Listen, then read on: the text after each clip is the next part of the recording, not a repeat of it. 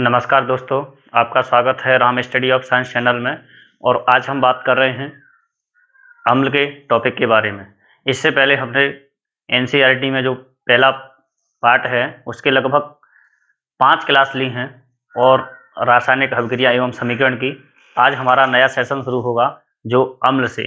तो आज हम अम्लों की बेसिक जानकारी के बारे में बात करेंगे कि अम्ल कौन सी भाषा का शब्द है, किस शब्द से लिया गया है, इसका अर्थ क्या है, स्वाद में कैसे होते हैं, लिटमस पत्र पर इनका क्या प्रभाव पड़ता है, इनके कोई दो रासायनिक गाय उन्होंने क्या क्या मत दिए थे, कैसे होते हैं, इन सब के बारे में आज हम बात करेंगे।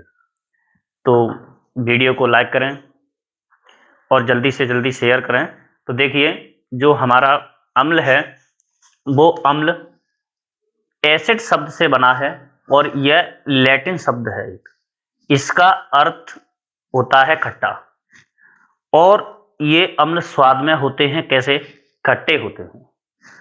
और ये जब हम लिटमस पत्र पर बात करते हैं तो ये नीले लिटमस पत्र को लाल लिटमस पत्र में बदल देते हैं।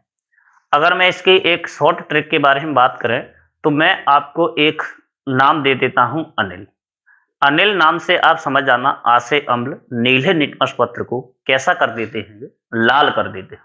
अगर ये हमारी आपको ट्रिक समझ में आई है तो दोस्तों कमेंट में यस लिखना। हमारे दो वैज्ञानिक थे, जो एक था आरेनियस, एक था ब्रास्टेड लोरी। इन्होंने लगभग 2 अलग अलग मत दिए थे। तो पहले मत के बारे में, आरेनियस के बारे में हम मत देते हैं। कहते हैं कि अम्लों को जब हम जल में घुलते हैं तो ये H+ आयन देते हैं। और वहीं पर ब्रास्टेड लोरी कहते हैं कि ये प्रोटॉन दाता होते हैं। बात दोनों की एक जैसी है, या तो H+ आयन देते हैं या प्रोटॉन दाता होते हैं। कहने का मतलब ये जल में घुलने पर आयनों का त्याग करते हैं।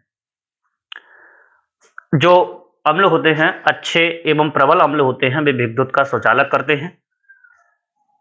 अम्ल पीएच के मान पर निर्धारित करते हैं कि प्रबल अम्ल कौन से होते हैं, दुर्बल अम्ल कौन से होते हैं। वो हम आगे इस अगली क्लास में इनकी बात करेंगे। आज हमारी सिर्फ बेसिक अम्लों के बारे में क्लास रहेगी। तो अम्लों के जैसे उदाहरण है आपका हाइड्रोक्लोरिक अम्ल, नाइट्रिक अम्ल, सल्फ्यूरिक अम्ल।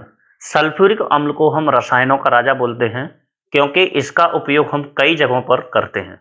सल्फ्यूरिक अम्ल को क्या बोलते हैं, रसायनों का राजा कहते हैं। अम्लों का पीएच मान 7 होता है। दोस्तों कमेंट बॉक्स में बताना पीएच स्केल का आविष्कार किसने किया था। और पीएच मान 7 से कम होता है, यानी अम्लों का पीएच मान 0 से लगाकर 7 तक होता है। वहीं पर अगर हम क्षारकों की बात करेंगे तो 7 से लगाकर 14 तक होता है। और जो 7 पीएच मान होता है वो उदासीन पॉइंट होता है। अम्लों की हम रासायनिक अभिक्रिया के बारे में बात करें कि अम्ल धातुओं से अभिक्रिया करते हैं तो क्या क्या उत्पन्न होता है। तो अम्ल धातुओं से अभिक्रिया करते हैं तो लवण तथा जल का निर्माण होता है। एक अम्ल ले लेते हैं जैसे सल्फ्यूरिक अम्ल H2SO4, और आपकी एक धातु है Zn, जो एनसीईआरटी में सीधे सीधे फैक्ट दिए हुए हैं। तो H2SO4 + Zn, तो ZnSO4 + H2O इसका निर्माण है। और भी उदाहरण लेते हैं, जैसे आप मान के चलो हाइड्रोक्लोरिक अम्ल का ले लेते हैं, जिंक के साथ अभिक्रिया कराएंगे तो जिंक क्लोराइड का निर्माण होगा और जल का निर्माण होगा। तो इसी प्रकार जैसे दूसरी हमारी है धातु कार्बोनेट के साथ भी अम्ल अगर अभिक्रिया कराते हैं तो किसका निर्माण होता है, तो लवण का निर्माण होता है, जल का निर्माण होगा और साथ में CO2 गैस निकलेगी। देखिए धातु कार्बोनेट, एक सोडियम कार्बोनेट। इस क्लास से पहले मैंने यौगिकों की क्लास ली थी और यौगिकों की क्लास में क्या था, मैंने पूरे यौगिकों या सूत्रों के बारे में बताया था, सूत्र बनाना सिखाया था। सूत्र के योग के जो जितने जितने आपको महत्वपूर्ण यौगिक हैं उन यौगिकों के बारे में सब बता दिया है। तो सोडियम कार्बोनेट की अभिक्रिया अगर हम सल्फ्यूरिक अम्ल के साथ कराते हैं तो सोडियम सल्फेट का निर्माण होता है, जल का निर्माण होता है, CO2 गैस निकलती है। यहीं पर अगर हम सोडियम धातु बाइकार्बोनेट या धातु हाइड्रोजन कार्बोनेट की बात करें और अम्लों से अभिक्रिया कराएं तो वहीं पर सेम टू सेम वही स्थिति बनती है। अम्ल का निर्माण होता है, जल का निर्माण होता है, CO2 गैस निकलती है। तो एक हम खाने का सोडा लेते हैं, वो खाने का सोडा होता है आपका बेकिंग सोडा। इसका सूत्र होता है NaHCO3। NaHCO3 का मतलब है सोडियम हाइड्रोजन कार्बोनेट या सोडियम बाइकार्बोनेट की अभिक्रिया सल्फ्यूरिक अम्ल के साथ कराते हैं तो हमारा सोडियम सल्फेट का निर्माण होता है, जल का निर्माण होता है, CO2 गैस बाहर निकलती है। अम्ल की प्रकृति एक संचरक प्रकृति की होती है, यानी अम्ल जब हमारे सांद्र अवस्था में होते हैं तो अम्लों को जब हम एक सही मात्रा में अगर हमारी अंगुली पर भी पड़ जाए तो अम्ल हमारे मतलब साबुन की तरह कैसे होते हैं, संक्षारक प्रकृति के होते हैं, यानी अंगुली वहां से हमारी जल सकती है। ये संक्षारक प्रकृति को नहीं, कुल मिलाकर हमारे शरीर को हानि पहुंचाते हैं। ये हमारी रही अम्ल की एक व्यवस्था के बारे में। और अम्ल के जो हमारे प्राकृतिक स्रोत कौन कौन से मिलते हैं और कौन कौन से प्राकृतिक स्रोत उनके बारे में हम बात करेंगे। जैसे आपकी चाय में एक अम्ल मिलता है, वो चाय में अम्ल मिलता है, वह अम्ल है टैनिकम। वहीं पर अगर हम दूसरी बात करें कि जो मक्खन में कौन सा अम्ल मिलता है, मक्खन में मिलता है आपका ब्यूटेरिकम। प्याज एवं लहसुन में अम्ल मिलता है, वो अम्ल है आपका एलिसिन अम्ल। वहीं पर शीतल एवं पेय एवं सोडा वाटर जैसे पदार्थों में कौन सा अम्ल मिलता है, आपके अम्ल का नाम है कार्बोनिक अम्ल।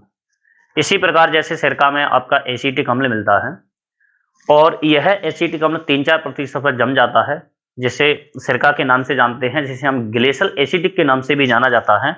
नींबू एवं संतरा में आपका सिट्रिक अम्ल मिलता है। लगभग 7th क्लास में पूरी इंडेक्स पढ़ी आपने, और 12th क्लास में भी लगभग 7-8 आपके जो प्राकृतिक अम्लों से स्रोत प्राप्त हैं वो भी उनको पढ़ते हैं, और आपके बोर्ड में 2 नंबर पक्के होते हैं इसके लिए।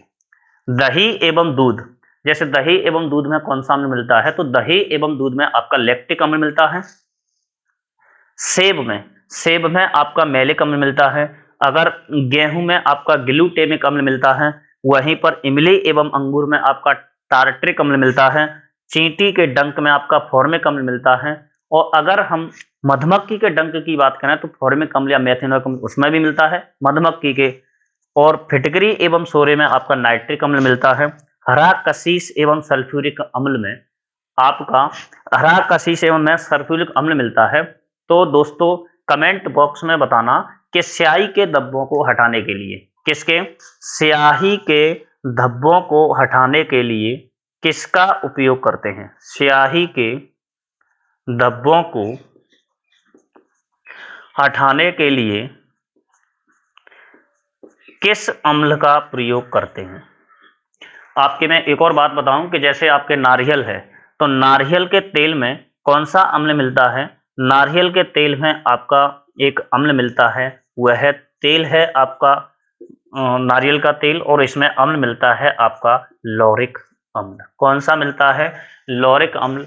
ये आज की हमारी क्लास रही, और इस क्लास में आपके अम्लों के बारे में एक बेसिक जानकारी किस भाषा से लिया गया है, क्या अर्थ है इसका, और इसके प्राकृतिक स्रोतों के बारे में जानकारी हुई। बहुत भी ऐसे आपके अम्ल दिए गए हैं कि अम्ल कैसी प्रकृति के होते हैं, अम्ल किससे हवक्रिया करते हैं, किससे हवक्रिया नहीं करते। अगली बात हम अम्लों की रासायनिक हवक्रियाशीलता के आधार करेंगे, किस प्रकार करेंगे, सब अगली क्लासों में दिन प्रतिदिन आपको इसी प्रकार की क्लास मिलती रहेंगी। अगर वीडियो आपको समझ में आती है तो वीडियो को लाइक करें, शेयर करें, चैनल को सब्सक्राइब करें।